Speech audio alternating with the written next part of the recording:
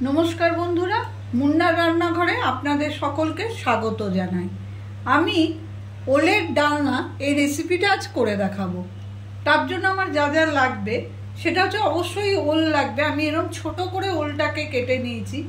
আলু একটা বড় সাইজ আলুকে আমি এইভাবে ছোট করে কেটে রেখেছি।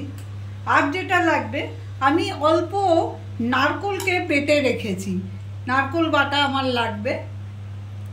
আর লাগবে এখানে আমি টমেটো একটা মাঝারি বড় সাইজের টমেটো, দু চারটে কাঁচা লঙ্কা আর একটুখানি মতো আদা, হাফ ইঞ্চির মতো আদা আমি একটা পেস্ট করে রেখেছি।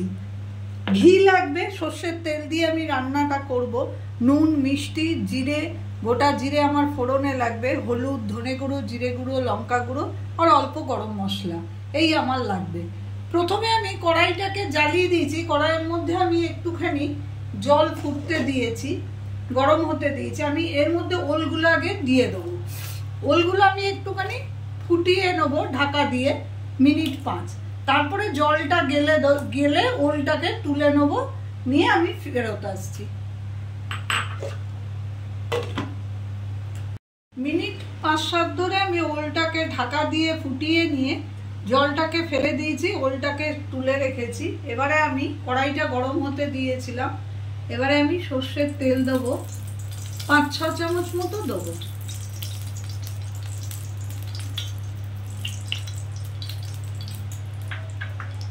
ফোড়নে গোটা জিরে দেবো।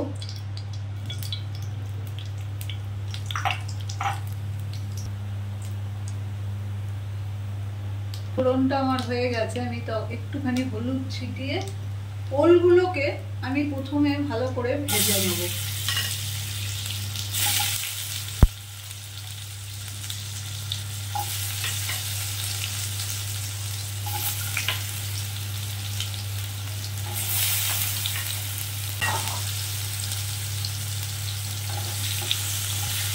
কমিয়ে বাড়িয়ে আমি সুন্দর করে ওলটাকে মিনিট 2-3 ধরে ভালো করে এটা ভেজে নেব।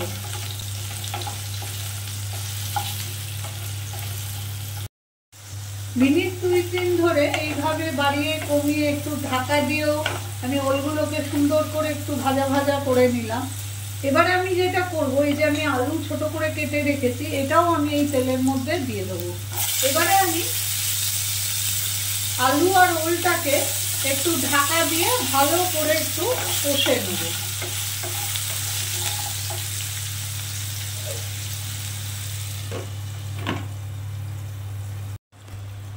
দেখুন আমার আলু আর ওলটা পুরো ভাজা ভাজা হয়ে গেছে। এরকম লাল করে একটু ভেজে নেবেন। তারপরে আমি যেটা করব, আমি এক এক করে সমস্ত কিছু এর মধ্যে দিতে থাকবো। পরিমাণ মতো নুন দেবো,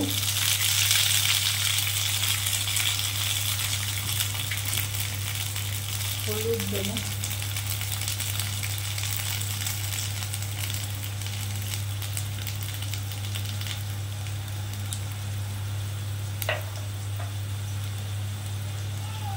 অল্প লঙ্কার গুঁড়ো দেবো, ধনে গুঁড়ো, জিরে গুঁড়ো সবই 1 চামচ করে আমি দিয়ে দেবো। অল্প একটু মিষ্টি দেবো। নিরামিষ রান্না একটু মিষ্টি দিলে ভালো লাগে খেতে, আপনারা না চাইলে না দেবেন। আর টমেটো, আদা, লঙ্কা যে পেস্টটা তৈরি করেছিলাম সেইটা আমি এইভাবে দিয়ে দেবো।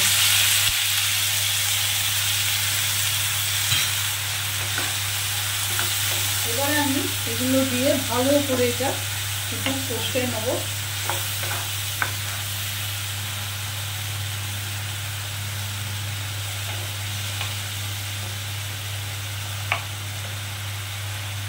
একটুখানি আমি জল দেবো, দিয়ে ভালো করে একটু কষবো।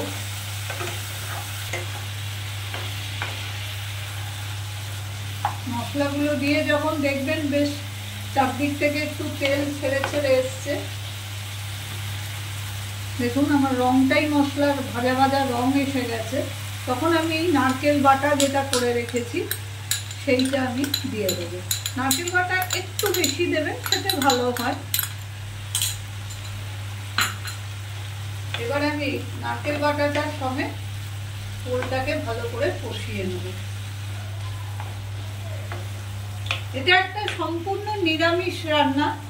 এইভাবে করে দেখবেন, ভাতের সঙ্গেও ভালো লাগে, আবার রুটি পরোটার সঙ্গেও খুবই ভালো হয়, ভালো লাগে খেতে।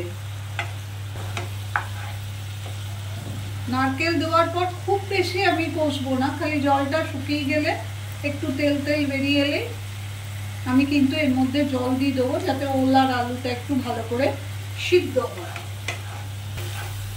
মশলাটা প্রায় শুকিয়েই এসছে, আর আমি বেশি এটা দিয়ে কষবো না। আমি এর মধ্যে পরিমাণ মতো জল দিয়ে দেবো, আলু আর ওলটা যাতে সুন্দর করে সেদ্ধ হয়।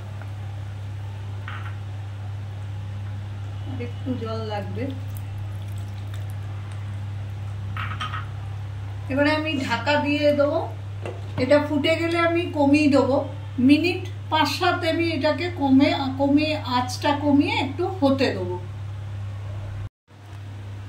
মিনিট 7-8 পর আমি ফিরে এলাম। এবার আমি দেখব, আঁচটা বাড়িয়ে দিলাম। আলু এবং ওল আমার সুন্দর সেদ্ধ হয়ে গেছে। রান্নাটাই আমার দেখুন হয়ে গেল, খুব বেশি সময় লাগে না। এর মধ্যে আমি এরকম 1 চামচ ঘি দিয়ে দিলাম, আর একটু গরম মশলার গুঁড়ো আমি এরকমভাবে চারিদিক থেকে ছড়িয়ে, একটু এর রস রসে থাকবে। আমি ওভেনটা বন্ধ করলাম, দিয়ে ঢাকা দিয়ে 2 মিনিট রাখবো, তারপর আমি পরিবেশন করে দেখাচ্ছি। রেডি হয়ে গেল সম্পূর্ণ নিরামিষ ওলের ডালনা। এইভাবে আমার মতো করে একবার করে দেখবেন, ভাত রুটি পরোটা সবের সঙ্গে খুব ভালো লাগে খেতে। যদি আমার রেসিপিটা আপনাদের ভালো লেগে থাকে তো প্লিজ আমার চ্যানেলটাকে সাবস্ক্রাইব করে নেবেন, লাইক করবেন, শেয়ার করবেন, কমেন্ট করবেন। আমি উপস্থিত হব আবার অন্য কোনো দিন অন্য কোনো নতুন ধরনের রেসিপি নিয়ে।